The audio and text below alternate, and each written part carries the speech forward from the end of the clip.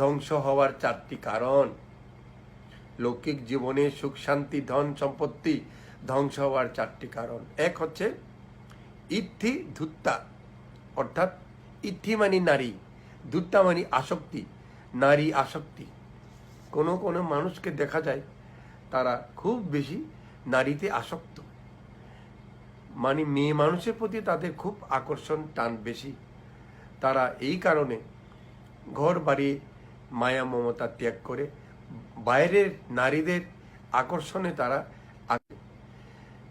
ঘর বাড়িতে যে স্ত্রী পুত্র আছে তাদের প্রতিও তারা নজর পর্যন্ত রাখে না, স্ত্রীকে ফেলে দিয়ে রাখে, স্ত্রীকে সঠিক মতো মান সম্মান ভালোবাসাও দেয় না। সাবধান, কোনোদিনও তোমরা এভাবে নারী আসক্ত হয়েও না।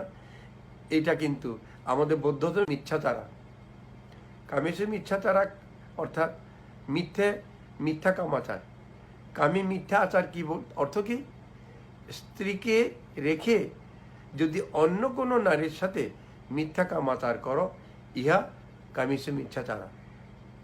এটা বড় পাপ।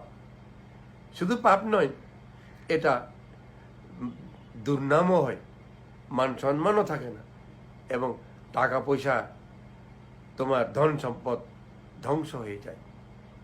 ইহা এক, মানব জীবনে প্রতিষ্ঠিত মানুষ ধ্বংস হয়ে যায় এই এক কারণে। তুমি দেখো, বড় পলিটিশিয়ান, তাকে যদি নারী ঘটিত ব্যাপার দিয়ে কলঙ্কিত করা যায়, তার সেই পলিটিক্স জীবনটা ধ্বংস হয়। ভগবান বুদ্ধকে পর্যন্ত ওই নারীর কলঙ্ক দিতে চেয়েছিল, এটা তোমরা সবাই জানো। তাই তোমরা যারা জাপানে থাকো দূরে থাকবে। আর শুধু জাপান না, যত বৌদ্ধ জাতি অবৌদ্ধ জাতি পৃথিবী, ইউরোপ আমেরিকাতেও এই ধরনের বিভিন্ন তোমার জুয়া খেলা আছে। ক্যাসিনো বলে না নাকি? ক্যাসিনো বলে, ওখানে বিভিন্ন রকমের খেলা হয়, বিভিন্ন রকমের টাকা পয়সা দিয়ে খেলা হয়। এইটা তোমরা করিও না। যারা জুয়া খেলে তারা কিন্তু ধ্বংস হয়ে যায়, কারণ জুয়া কোনোদিনও লাভ হয় না। জুয়া তুমি হয়তো একবার পাবে, 9 বার তুমি হারাবে। তাই পাওয়ার আশায় লোভে বশবর্তী হইও না। এমনিতে লোভ জিনিসটা অত্যন্ত পাপ, অত্যন্ত অকুশল কর্ম। তাই লোভে বশবর্তী হয়ে জুয়া খেলা খেলিও না। জুয়া আসক্ত ব্যক্তিগণ ধন সম্পদ নষ্ট করেন, সমাজে প্রতিষ্ঠিত হতে পারে না। তাই জুয়া আসক্তি থেকে দূরে থাকবে। 3, সুরা ধুত্তা, নেশা আসক্তি আর একটা আছে। এই নেশা আসক্তি খুব ভয়ঙ্কর আমাদের পাহাড়িদের জন্য। আমি যারা পাহাড়ি আছে, চাকমা, মারমা, ত্রিপুরা, চাক, তঞ্চঙ্গিয়া, মৃ, কুমি, সবাইকে বলতে চাই এই জিনিসটা একটু করবেন না। কারণ আমাদের পাহাড়িরা মনে করি কি নেশা না করলে কি, হ্যাঁ, নেশা ছাড়া কি পুরুষ মানুষ হয় নাকি? আমাদের লোকে বলতে শোনা যায়।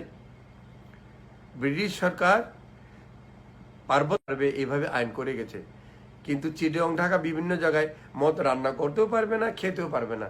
এটা লাইসেন্স লাগে। কেন করে দিয়েছে আমাদেরকে? মদ খেতেও পারবে, রান্না করতেও পারবে। আমরা জন্য নিজেরা মদ খাই, মদ। হ্যাঁ, আবার লাইট গেছে, লাইট আসছে, বিভিন্নভাবে ইন্টারনেট চলে আসছে।